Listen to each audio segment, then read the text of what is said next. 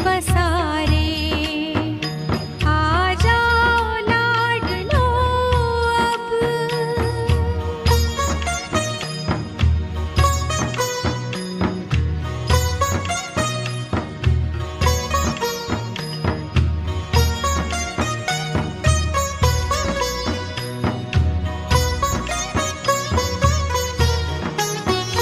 पवित्रता तुम्हारी संसार जगमगाए। फरिश्तों की झलक से सब दिव्य ज्ञान पाए। सूक्ष्म वतन सजाओ, धरती के तुम सितारे। इंतजार कर रहे हैं बाबा बाहें पसारे। आ जाओ लाडलो अब।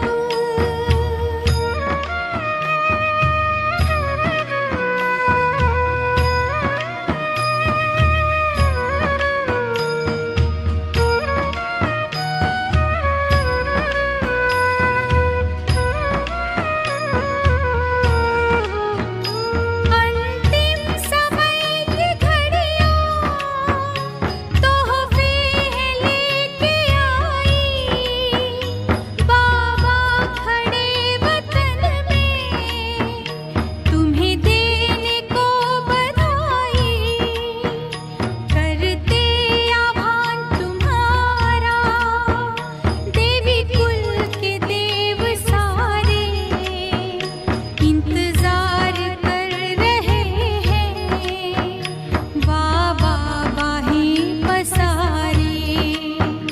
आ जाओ लाडलो अब। अव्यक्त है इशारे।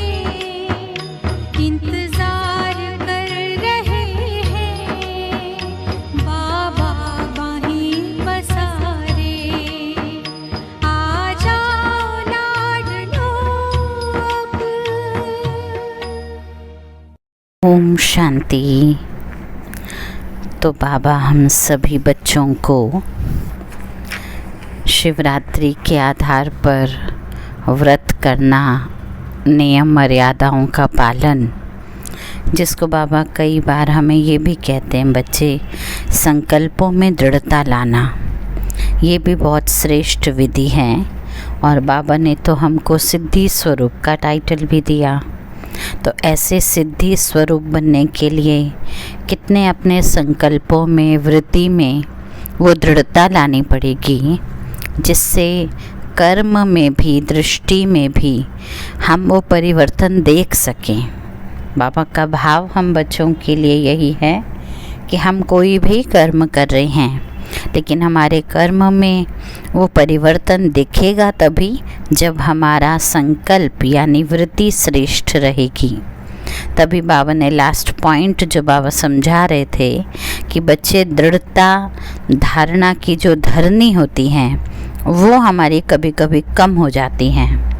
और कई बार संकल्पों में दृढ़ता पूरी होती है लेकिन परहेज नहीं करते हैं, परहेज की कमी होती है। तो बाबा ने जैसे गुब्बारे का मिसाल दिया, गैस के गुब्बारे का, ऐसे हमें कभी अभिमान में, अपमान की महसूसता में या अभिमान में आके उड़ जाना और फिर गैस भरी हुई में धीरे धीरे धीरे तो निकलेगी, आखिर ख़त्म होगा, फिर अपमानित महसूस करके नीचे आना।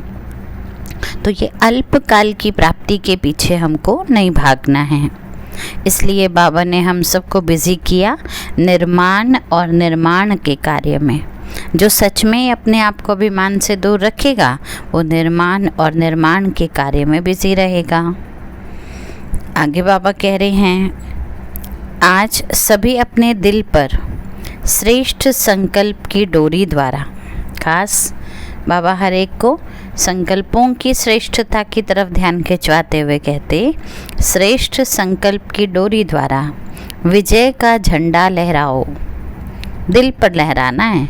कोई माउंटेन पर चढ़कर लहराता है, कोई कहीं ऐसे जगह पर जाता है ऊंची पहाड़ी पर, जंगल में, और वहाँ जाकर वो सोचता है कि अच्छा यहाँ मैंने बाबा का झंडा लहरा दिया।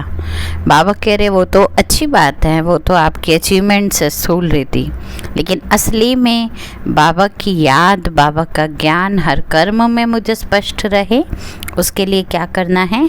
अपने दिल पर श्रेष्ठ संकल्प की डोरी से, झंडा लहराते ना तो डोरी बांधी जाती है, विजय का झंडा लहराओ। यह झंडा लहराना ब्राह्मणों की सेवा की रस्म है। होता है ना, शिवरात्रि पर हर कोई कहता है हमारे यहाँ भी झंडा लहराया जाए। खासकर जो नियम मर्यादा का पालन करते हैं वो अपने घर बाबा का झंडा लगाते हैं। ऐसा ना हो बाहर बाबा का घर में झंडा लगा हुआ हो और अंदर फिर हम लौकिकता दिखा रहे हैं या लौकिक कार्य कर रहे हैं या आवाज़ें आ रही हैं लड़ाई झगड़े की, तो बाबा ऐसे घर के लिए झंडा लगाना अलाउ नहीं करते। तो यहाँ इसलिए अपने दिल को तो हम समझ ही सकते हैं ना, उस आधार पर बाबा कह रहे हैं ये झंडा लहराना ब्राह्मणों की सेवा की रस्म है, विधि है, लेकिन साथ साथ सदा विजय का झंडा लहराता रहे। आप सोचिए, मन में कभी भी हार महसूस ना हो, मन में किसी भी प्रकार की दिल शिकस्त भाव ना हो, वो ना आए, उसके लिए बाबा कह रहे हैं विजय का झंडा सदा लहराता रहिए। सदा शब्द बाबा को बहुत पसंद है। कोई भी दुख की बात होती है तो झंडा नीचे कर देते हैं ना। देश में भी आप देखो, अगर एक देश के लेवल पर कुछ लॉस होता है तो झंडे को नीचे कर दिया जाता है।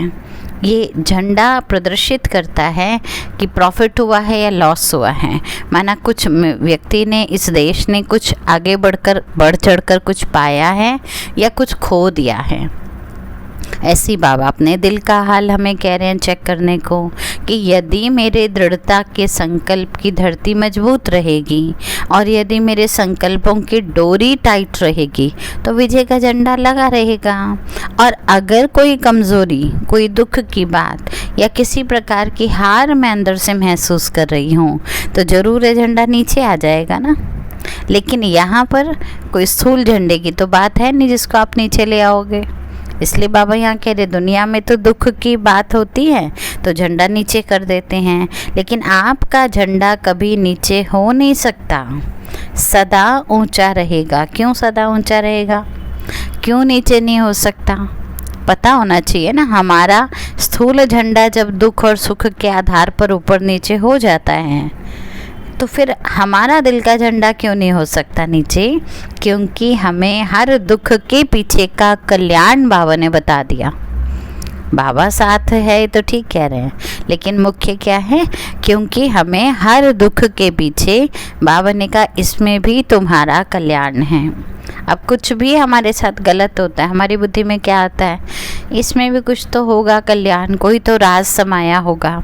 तो वो दुख भी दुख नहीं लगता, वो दुख भी क्या होता है? सुख में परिवर्तित हो जाता है। तो ऐसा झंडा लहराएंगे ना। अच्छा, तपस्या वर्ष की रिजल्ट भी मिली। सभी ने अपना अपना जज बनकर अपने को नंबर दिया। अच्छा किया ना। हर एक ने कम से कम साक्षी होकर खुद को चेक किया तो खुद को नंबर भी दिया। तो बाबा कह रहे तो अच्छा किया। मेजॉरिटी चारों ओर की रिजल्ट से ये दिखाई दिया कि इस तपस्या वर्ष ने, मेजॉरिटी रूप से बाबा कह रहे हैं सबके मुख पर ये मुख्य प्रदर्शित होता है कि इस तपस्या वर्ष ने सबका स्वपुरुषार्थ के प्रति अटेंशन खिंचवाया। क्योंकि बाबा ने तपस्या वर्ष, आपने 91 की जो मुरलियाँ सुनी उसमें ज़्यादातर बाबा ने बोला बच्चे सेवा तो बहुत करी है, इस वर्ष तपस्या पे ध्यान दो। और सच में मैं कहती हूँ अगर हम आज 26 में भी ये बातें सुन रहे हैं तो भाव यही है कि अभी सेवाओं की भाग दौड़ बहुत हो रही है। कभी कोई वर्ष मना रहा है, कभी कोई वर्ष मना रहा है, लेकिन मुख्य हमारा जो फोकस होना चाहिए अब समय की तीव्रता के अनुसार हमारी स्थिति की तीव्रता आनी चाहिए। और वो शायद इसीलिए ये तपस्या वर्ष की मुरलियाँ जो हम सुन रहे हैं ये हमारी स्थिति को मजबूत करने के लिए बिल्कुल एक्यूरेट चल रही हैं। तो तपस्या वर्ष में सबने स्व के पुरुषार्थ के प्रति अटेंशन खिंचवाया। अच्छा, जब अटेंशन गया तो टेंशन भी ख़त्म हो गया, है ना। जब अटेंशन जाता है तो चिंता ख़त्म हो जाती है ना, एक एक चीज़ का ध्यान दे रहे हैं तो फिर क्या चिंता। तो टोटल रिज़ल्ट कईयों की बहुत अच्छी रही। सेकंड नंबर मेजॉरिटी रही, थर्ड भी हैं लेकिन फर्स्ट और चौथा नंबर कम हैं। या कोई सेकंड है या कोई थर्ड है, फर्स्ट और जो फोर्थ है वो तो बहुत ही कम रूप में हैं। सेकंड नंबर के हिसाब से फर्स्ट और फोर्थ कम है, माना जो सेकंड नंबर में पहुँचे मेजॉरिटी। सदा वाली बात नहीं है, लेकिन फिर भी अटेंशन रहा है बाबा के लिए वो ज़्यादा है। उसकी भेंट में ना तो चौथे तक कोई रहा है ना फर्स्ट तक कोई पहुंचा है। अच्छा, बाकी सेकंड और थर्ड ये मेजॉरिटी हैं। तो बाप दादा एक बात पर विशेष खुश हैं। फिर भी बाबा को देखो, अगर रिज़ल्ट ऐसा है तो भी बाबा कंप्लेंट नहीं करते, उसमें भी बाबा क्या बच्चों को देखकर खुशी अनुभव कर रहे हैं वो हमसे साझा करते कि एक बात पर बाबा को विशेष खुशी है। किस चीज़ की खुशी होगी बाबा को? तपस्या वर्ष में सभी बच्चों का पुरुषार्थ देखकर, जबकि वो पुरुषार्थ फर्स्ट नंबर वाले बहुत कम पहुँचे हैं। हाँ, लास्ट भी कोई नहीं रहा, करते तो सभी रहे हैं, फोर्थ भी कम है, लेकिन सेकंड और थर्ड तक फिर भी बहुत मेजॉरिटी पहुँचे हैं। फिर भी बाबा कह रहे मैं खुश हूँ। क्यों खुश हूँ? क्यों खुश हूँ जी? सभी ने इस तपस्या वर्ष को महत्व तो दिया, कम से कम जो बाबा ने कहा वो करने का लक्ष्य तो रखा ना। चलो थर्ड तक पहुँचे, थर्ड से सेकंड तक भी पहुँचे, लेकिन पहुँचे तो सही ना। कोई छोड़ के तो नहीं बैठ गया मैं नहीं कर रहा। इसलिए पेपर आए हैं, लेकिन मेजॉरिटी अच्छे रूप से पास हो गए हैं।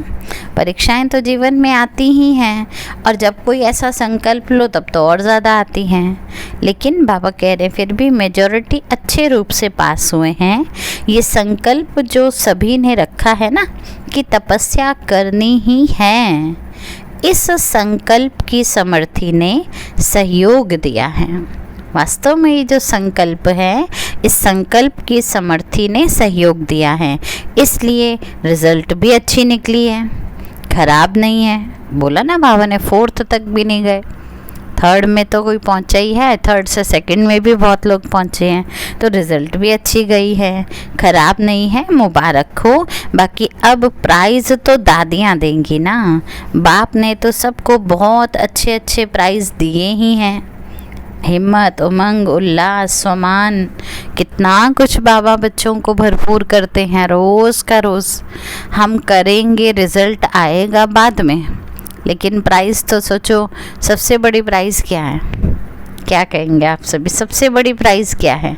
सबसे बड़ी प्राइज़ अपने आप में ही है, बाबा मिला, बाबा की इतनी मीठी शिक्षाएं मिली, बाबा की इतनी मीठी पालना मिली, ये सबसे बड़ी प्राइज़ है। तो बाबा तो बहुत अच्छे अच्छे प्राइज़ दे ही दिए हैं बाबा ने। ऐसे नहीं कि तपस्या वर्ष पूरा हो गया तो अभी अलबेले बन जाना।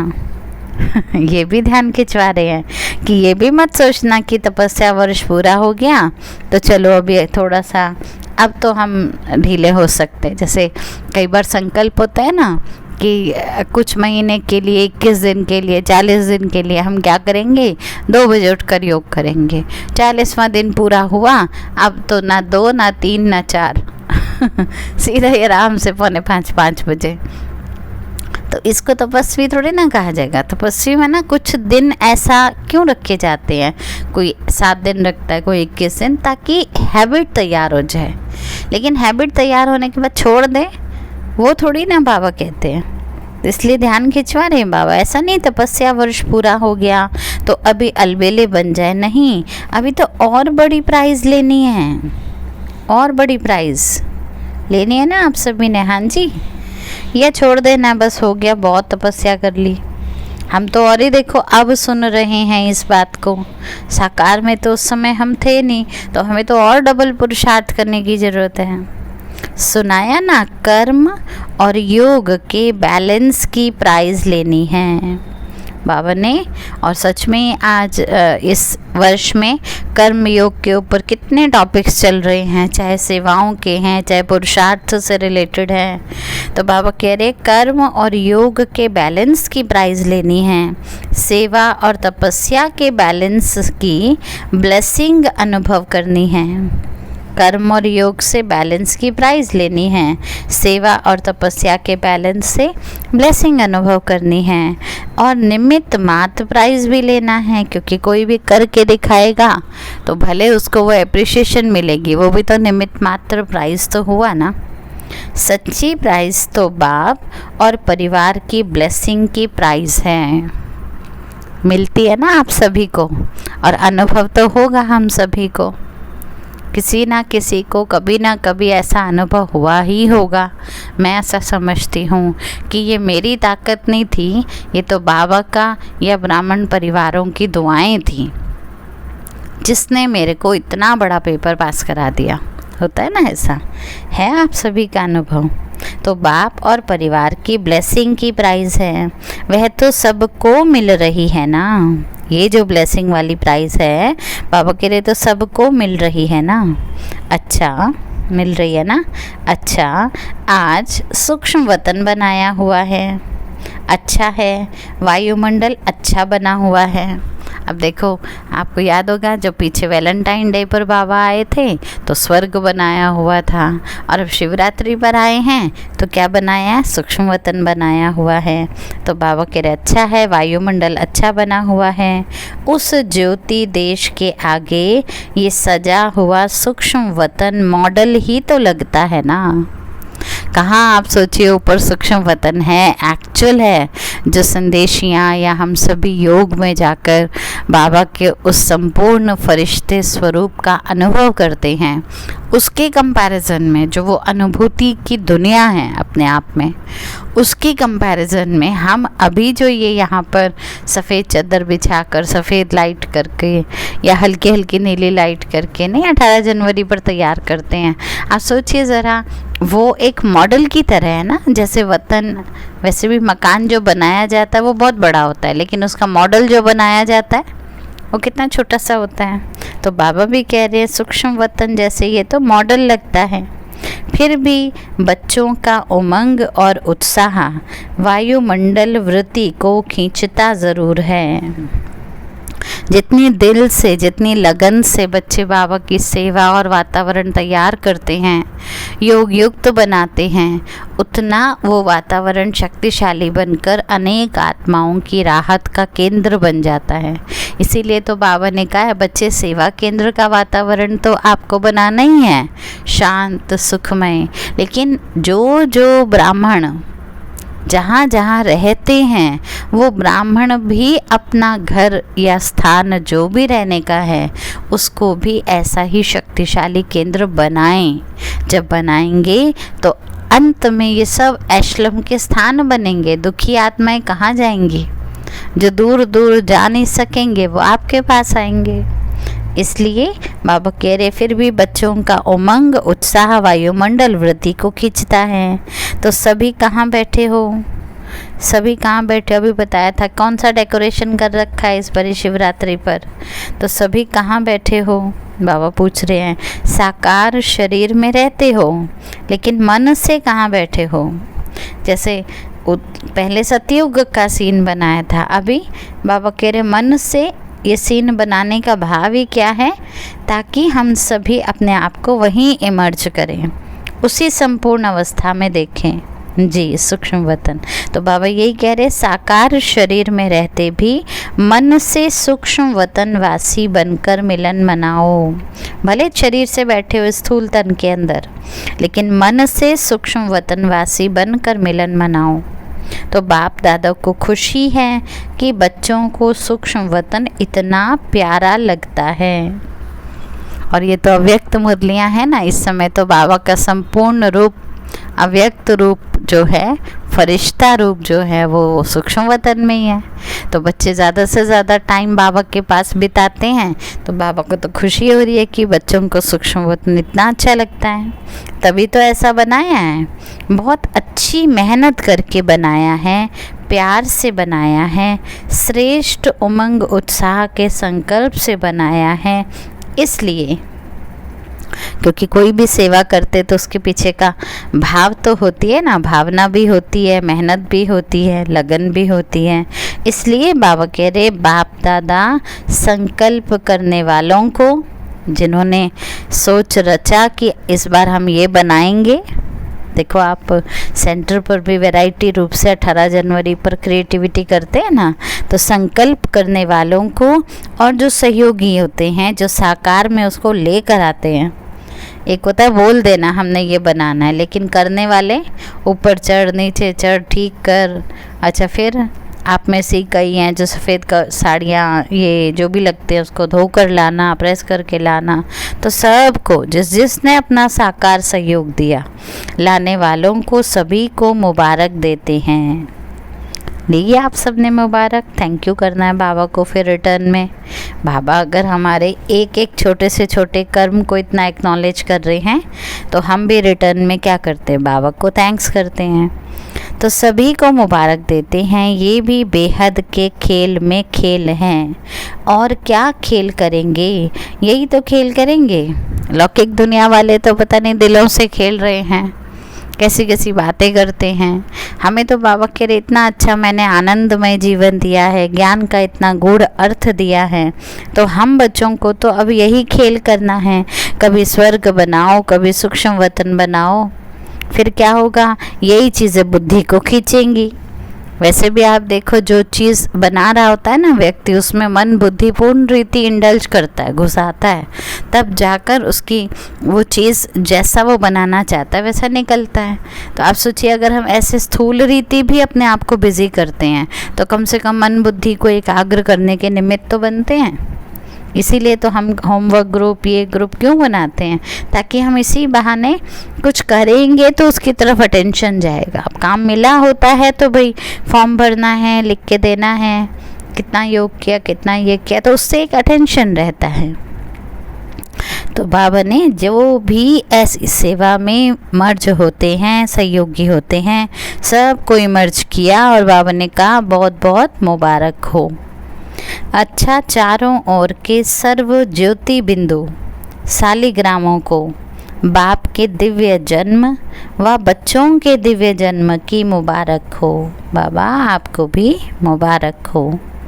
ऐसे सर्वश्रेष्ठ, अब याद प्यार लीजिए, ऐसे सर्वश्रेष्ठ सदा सिद्धि स्वरूप आत्माओं को, सदा दिव्य चमकते हुए सितारों को, सदा अभिमान और अपमान से न्यारे रहने वाले, स्वमान में स्थित रहने वाली आत्माओं को, सदा श्रेष्ठ पुरुषार्थ और श्रेष्ठ सेवा के, उत्साह उमंग की श्रेष्ठ आशाओं के दीपक जगाने वाली आत्माओं को, सदा अपने दिल पर विजय का झंडा लहराने वाली शिवमयी शक्ति सेना को, सदा पुरुषार्थ में सफलता सहज अनुभव करने वाले सफलता स्वरूप बच्चों को बाप दादा का याद प्यार और नमस्ते। हम बच्चों की भी बाबा को बहुत बहुत याद प्यार नमस्ते। फिर बाबा कह रहे हैं कर्म और योग के बैलेंस की अगर प्राइज़ लेनी है और सेवा और तपस्या के बैलेंस की ब्लेसिंग अनुभव करनी है तो यही एक समय है जिसमें हम ये अनुभव कर सकते हैं। फिर क्योंकि ये जो जयंती है ये वास्तव में बाबा का शिव जयंती के समय जब बाबा झंडा लहराते हैं तो झंडा लहराने के बाद भी बाबा बच्चों को मुबारक देते हैं, शिक्षाएं देते हैं। तो वो शिक्षाएं लास्ट बाबा ध्वज फहराते हुए शिव जयंती पर बाबा ने बच्चों को 56वीं शिव जयंती की बधाई दी। सदा विश्व में बधाइयाँ भी देखो बाबा की ऐसे नहीं बस मुबारक हो, कितनी विशेष होती है, प्रेरणादायी होती है। सदा विश्व में बाप और विजयी बच्चों को यह सुख शांति देने वाला झंडा लहराता रहेगा। विश्व में बाप और विजयी बच्चों को ठीक है। तो हमें कौन सा बच्चा बनना है? साधारण नहीं, सुख शांति देने वाला। अगर झंडा हमें हमेशा लहराता हुआ मिले तो हमें विजयी बच्चा बनना है। चारों ओर शिव बाप और शिव शक्तियों की रूहानी सेना का नाम बाला होता रहे। सेना में महारथी भी होते हैं, घोड़े सवार भी होते हैं, प्यादे भी होते हैं, है ना। और केवल कोई शस्त्र बनाकर देने वाले होते हैं, सेना में नहीं भागते, लेकिन होते तो वो भी हिस्सा ही है उसका। तो ऐसे बाबा कह रहे अपना आप रूप देख लो, महारथी बनना है हमें, या घोड़े सवार प्यादे और शस्त्रवादी बनना है बस। क्योंकि जितना जितना पुरुषार्थ की तीव्रता होगी हम रूहानी सेवा में शामिल होते जाएंगे।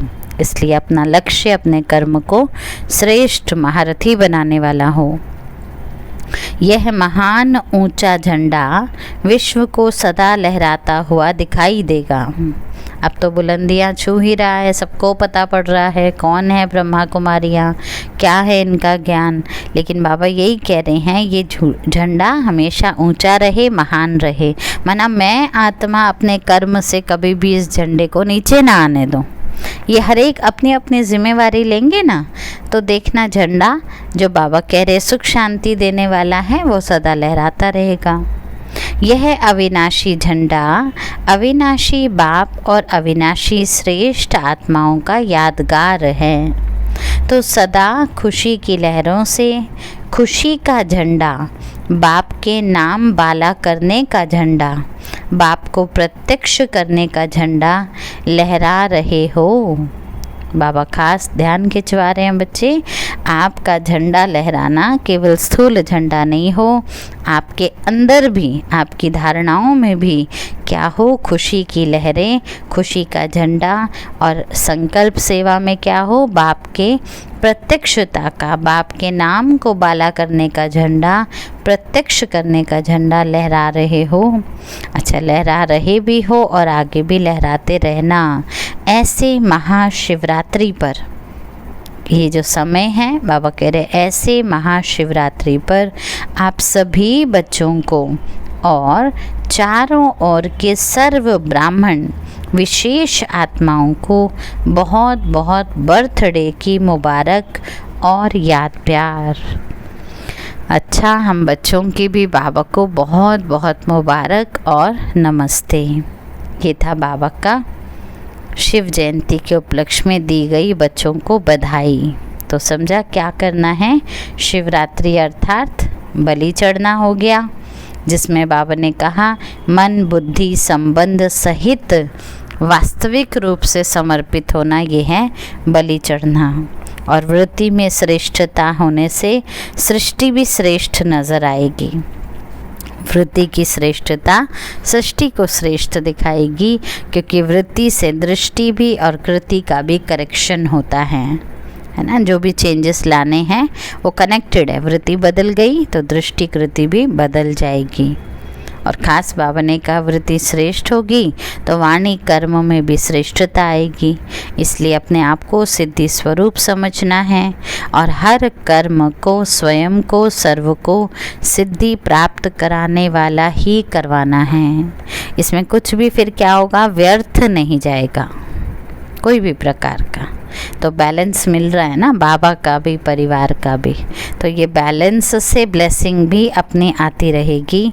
और सूक्ष्म वतन में जितना समय हम व्यतीत करेंगे, चाहे स्थूल रीति बनाने में चाहे सूक्ष्म रीति में, लेकिन उतना समय हम व्यर्थ से अपने आप को बचाए रखेंगे। बाकी बाबा की दुआएं तो सबको मिलती ही रहती हैं। तो चलिए लीजिए बाबा से दुआएं, और भर भर के सर्वात्माओं को भी बाप की दुआएं पहुंचाते हैं, क्योंकि ये संगम युग है ही दुआ लेने का और दुआ देने का युग। देते हैं ना तो रिटर्न में हमको भी मिलती है। आप देखिए, मैं कई बार ये बातें मर्ज करती हूँ कि जब हम साकाश दे रहे होते हैं तो हम खुद को बाबा के सामने बैठाते हैं, बाबा से किरणें लेते हैं और फिर अपने मस्तक के आसन पर निमित्त रूप से बैठकर सबको देते हैं। तो मेरे को कई बार लगता है कि पहले पहले गांव में या जो गली मोहल्ले में घर होते थे ना, तो बाहर एक हैंडपंप होता था जहाँ से लोग अपने घर के लिए पीने का पानी भर के जाते थे।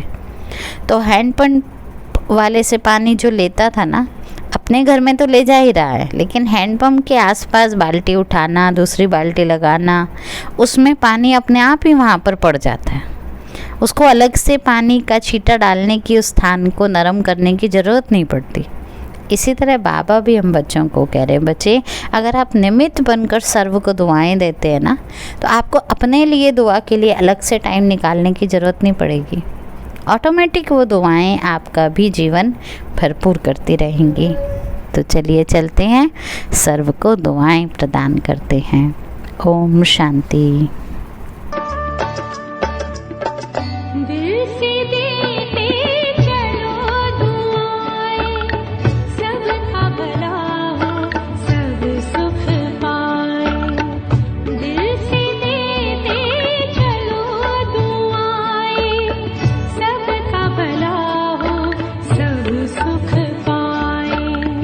दिल की दुआओं में बड़ा ही असर है, दिल की दुआओं में बड़ा ही असर है। दिल की दुआएं जिसे वो बेफिकर है, दिल की दुआएं जिसे वो बेफिकर है। दिल से देते चलो दुआएं।